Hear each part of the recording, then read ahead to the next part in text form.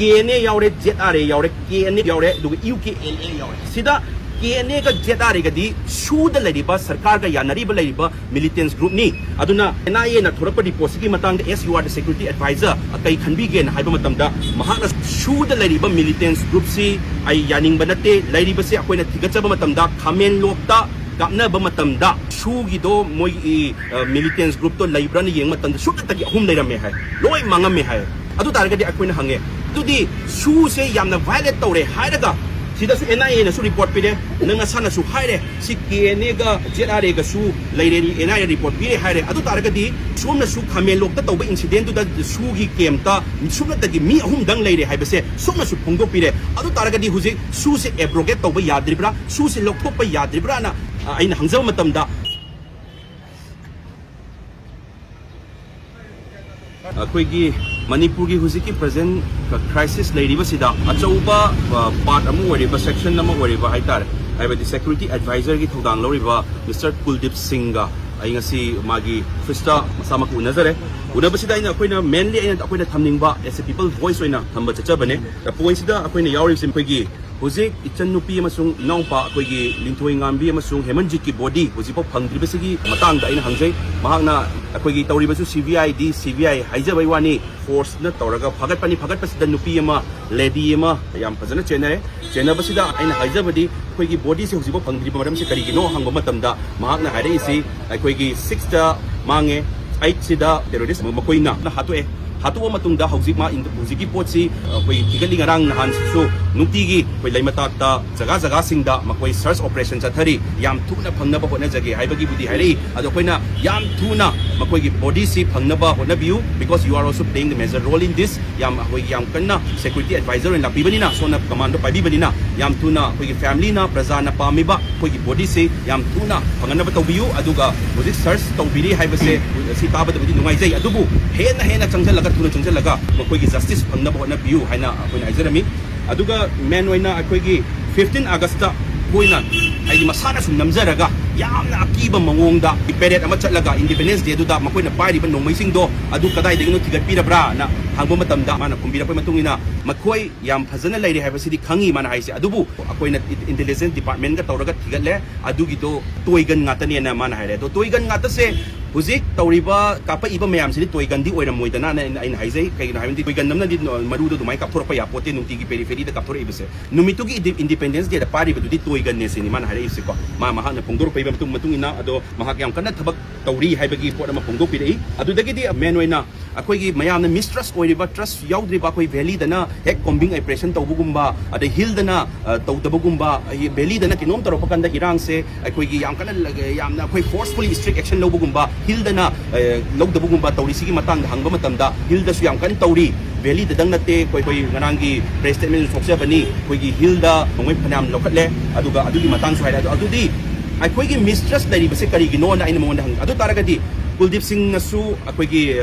security advisors nasu sir nasu akoigi update se prajada yam toina piba mathau tabra na khalle na ina haizai adumana ai di neta nate ai di politician nate aduna ai gi tawum thopa thabak tawrakan dat laijabani laitaraga su mistrust ama lairiba public ki marakta lairiba koi thajar daba ama lairiba mayam se koi mayam da clear tawhange hairaga di yam toina update ama piba chumbra na khalle na ina haizarami adu mahakna akoigi update si koigi yam toina update pibiu Praza da kangan biyu akwai di public voice oin laksa bani akwai na manung da kai daurige haibise akwai ken kangwa nate ngasi laksari susu akwai khangning bagi damakta lakpani khangam bo ai tar ga di akwai laam da suyai song unaram da suyai akwai lai basi details so khangning bagi damakta lakpane haibedo haijaba matamda mahak akwai waludi taraga akwai update to bizage haima ahamba da piba horame hawadu da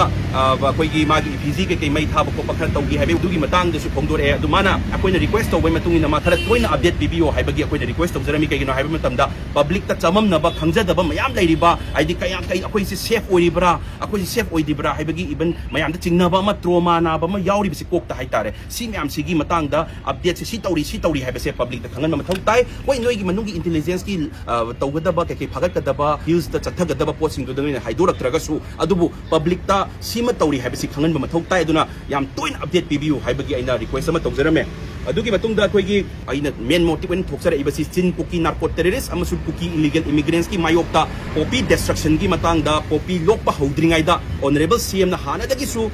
war on drugs campaign ꯆꯠꯊꯔ ꯂꯩꯕ ꯑꯣꯏꯕꯅꯤꯅ ꯃꯍꯥꯛꯅꯁꯨ ꯑꯩꯉꯣꯟꯗ ꯅꯨꯃꯤꯠꯇꯨ ꯐꯣꯡꯗꯣꯔꯛꯄꯒꯤ ꯃꯇꯨꯡ ꯏꯟꯅ ꯑꯩꯈꯣꯏꯒꯤ ꯅꯨꯃꯤꯠ ꯈꯔꯗꯪ ꯉꯥꯏꯔꯣ ꯑꯗꯨꯒ ꯌꯥꯝ ꯊꯨꯅ ꯄꯣꯄꯤ ꯂꯣꯛꯄ ꯍꯧꯗ꯭ꯔꯤꯉꯩꯗ ꯃꯨꯊꯠꯀꯦ ꯍꯥꯏꯕꯒꯤ ꯀꯃꯤꯠꯃꯦꯟ ꯑꯃ ꯑꯩꯈꯣꯏꯗ ꯄꯕ꯭ꯂꯤꯛꯇ ꯄꯤꯈꯤꯕꯁꯨ ꯂꯩꯔꯕꯅꯤꯅ ꯁꯦꯀ꯭ꯌꯨꯔꯤꯇꯤ ꯑꯦꯗꯚꯥꯏꯖꯔꯗꯁꯨ ꯑꯩꯅ ꯔꯤꯀ꯭ꯋꯦꯁ ꯇꯧꯖꯔꯝꯃꯦ ꯄꯣꯄꯤ ꯃꯨꯊꯠꯄꯗ ꯑꯩꯈꯣꯏꯒꯤ ꯁꯦꯀ꯭ꯌꯨꯔꯤꯇꯤ ꯑꯦꯗꯚꯥꯏꯖꯔꯅꯁꯨ ꯁꯤएमꯒꯤ ꯃꯇꯦꯡ ꯄꯥꯡꯁꯤꯟꯕꯤꯔꯒ ꯃꯨꯊꯠꯄꯁꯤꯗ ꯑꯆꯧꯕ ꯔꯣꯜ ꯑꯃ ꯂꯧꯕꯤꯌꯨꯅ ꯍꯥꯏ ꯃꯍꯥꯛꯅ ꯍꯥꯏ ꯑꯣꯅꯔꯦꯕꯜ ꯁꯤएमꯅ ꯍꯥꯏꯔꯛꯄꯗ ꯑꯩ ꯀꯩꯗꯧꯕꯩ ꯃꯇꯦꯡ ꯄꯥꯡꯉꯣꯏꯗꯣꯏꯅꯣ ꯐꯖꯅ ꯄꯥꯡꯒꯅꯤ ꯑꯩꯈꯣꯏꯒꯤꯗꯤ ꯐꯔꯒꯗꯤ ꯐꯔꯦ ꯐꯠꯇ꯭ꯔꯒꯗꯤ ꯐꯠꯇ꯭ꯔꯦ ꯃꯅꯤꯄꯨꯔ ꯀꯥꯏꯍꯟꯅꯕ ꯇꯧꯔꯛꯑꯕ ꯑꯩꯈꯣꯏꯒꯤ ꯌꯦꯛꯅꯕꯅꯤ ꯃꯅꯤꯄꯨꯔꯒꯤꯗꯃꯛꯇ ꯏꯃꯥ ꯂꯩꯕꯥꯛꯀꯤꯗꯃꯛꯇ ꯈꯜꯂꯛꯑꯕ ꯑꯩꯈꯣꯏꯒꯤꯗꯤ ꯑꯗꯨꯝ ꯊꯥꯒꯠꯀꯅꯤ ꯑꯗꯨꯅ ꯁꯔ ꯑꯩꯈꯣꯏꯗꯤ ꯅ꯭ꯌꯨꯇ꯭ꯔꯦꯜꯅꯤ ꯑꯩꯈꯣꯏꯒꯤꯗꯤ ꯃꯅꯤꯄꯨꯔ ꯀꯥꯏꯍꯟꯕ ꯃꯤ ꯈꯨꯗꯤꯡꯃꯛ ꯒꯣꯔꯃꯦꯟ ꯑꯣꯏꯔꯣ ꯒꯣꯔꯃꯦꯟ ꯅꯠꯇꯕ ꯑꯣꯏꯔꯣ ꯑꯩꯈꯣꯏꯒꯤꯗꯤ ꯀꯥꯏꯍꯟꯅꯕ ꯇꯧꯔꯛꯄ ꯃꯤ ꯈꯨꯗꯤꯡꯃꯛ ꯑꯩꯈꯣꯏꯗꯤ ꯑꯦꯅꯤꯃꯤꯅꯤ ꯃꯅꯤꯄꯨꯔ ꯅꯨꯡꯁꯤꯕ ꯃꯤꯁꯤꯡꯒꯤꯗꯤ ꯑꯩꯈꯣꯏ ꯄꯥꯟꯗꯩ ꯂꯥꯛꯄ ꯑꯣꯏꯔꯣ ꯑꯩꯈꯣꯏ ꯏꯔꯩꯆꯥ ꯑꯣꯏꯔꯣ ꯂꯣꯏꯅꯃꯛ ꯑꯩꯈꯣꯏ ꯅꯨꯡꯁꯤꯒꯅꯤꯅ ꯍꯥꯏꯖꯔꯝꯃꯦ ꯑꯩꯈꯣꯏꯅ ꯉꯔꯥꯡꯒꯤ ꯑꯩꯈꯣꯏꯒꯤ ꯃꯩꯇꯩꯁꯤꯡꯒꯤ ꯌꯨꯝ ꯕꯨꯜꯗꯣꯖꯔꯅ ꯇꯛꯈꯥꯏꯒꯅꯤ ꯍꯥꯏꯕ ꯄꯥꯎ ꯇꯥꯕꯗꯒꯤ ꯃꯣꯔꯦꯗ ꯑꯩꯅ ꯄꯥꯎ ꯂꯧꯖꯕꯗ ꯃꯍꯥꯛ RRF ꯐꯣꯔꯁꯦꯁ ꯊꯥꯖꯤꯟꯈ꯭ꯔꯦ ꯉꯔꯥꯡ ꯌꯧꯈ꯭ꯔꯦ ꯍꯥꯏꯕꯒꯤ ꯄꯥꯎ ꯐꯪꯉꯦ ꯑꯗꯨꯒ ꯑꯗꯨꯒꯤ ꯄꯣꯠꯇꯣ ꯇꯧꯗꯅꯕ ꯌꯥꯝ ꯀꯟꯕ ꯏꯟꯁꯇ꯭ꯔꯛꯁꯟ ꯑꯃ CMꯒꯤ ꯁꯥꯏꯠꯇꯁꯨ ꯄꯤꯕꯤꯔꯛꯑꯦꯅ ꯍꯥꯏꯕꯤꯔꯦ ꯑꯗꯨꯅ ꯃꯣꯔꯦ ꯃꯅꯨꯡꯗ ꯆꯪꯉꯒ ꯑꯗꯨ ꯇꯧꯗꯅꯕ ꯀꯝꯄꯜꯁꯔꯤ ꯇꯧꯒꯅꯤ CM ꯁꯥꯏꯠꯇꯁꯨ ꯑꯣꯔꯗꯔ ꯂꯩꯔꯦ ꯑꯗꯨ ꯃꯍꯥꯛꯅꯁꯨ ꯑꯗꯨꯒꯤ RRF ꯐꯣꯔꯁꯦꯁꯇꯣ ꯃꯅꯨꯡ ꯊꯥꯖꯤꯟꯈ꯭ꯔꯦ ꯍꯥꯏꯕꯒꯤꯕꯨꯗꯤ ꯍꯥꯏꯕꯤꯔꯛꯑꯦ ꯑꯩꯈꯣꯏꯅ ꯈ꯭ꯋꯥꯏ ꯃꯦꯟ ꯑꯃꯁꯨ ꯄꯟꯖꯔꯝꯕꯁꯤ ꯀꯔꯤꯅꯣ ꯍꯥꯏꯕ ꯃꯇꯝꯗ ꯅꯍꯥꯟꯒꯤ NIAꯒꯤ ꯔꯤꯄꯣꯔꯠꯀꯤ ꯃꯇꯨꯡ ꯏꯟꯅ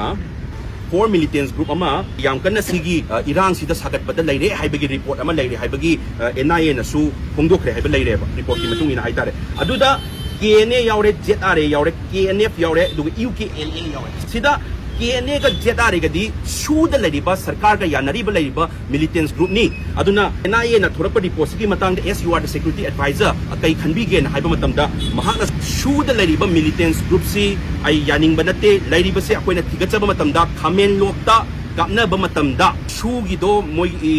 militants group to laibra ni yeng matam da su ta gi ahum leirame hai loi mangame hai adu targadi akoina hange tudi su se yamna violate tawre hairaga sidasu NIA na su report pide nanga sana su haire si KNA ga ZRA ga su leire ni NIA report pide haire adu targadi somna su khamen lokta tawba incident du da su gi kemta sumna tagi mi ahum dang leire haibase somna su phongdo pide adu targadi huji su se abrogate tawba yadribra su se lokthokpa yadribra na aina hangjaw matamda aigi pibam thokpa report ti aikoi central da piri haiba mana aigi pibam thokpa adubo madi neta nate aigi power nate aigi lokthokta ba haibdi moine khanar kadabani adu aigi pibam thokpa report piri haiba adu targadi su da leriba militants group si se designated kem da phajana leitre Iran sida yaure ko haibe sarna yaninge ko haiba adu di yai masu yai haiba masu yai adu targadi sarna achumba report to bibiro central government da piri haibegi pausu tajare aduna pirabanina huzik yam thuna central government na sugi agreement state government amasung 25 militants group ka tawnari ba su suspension of operation gi agreement se abrogate taw mathau tare na haijabe aduna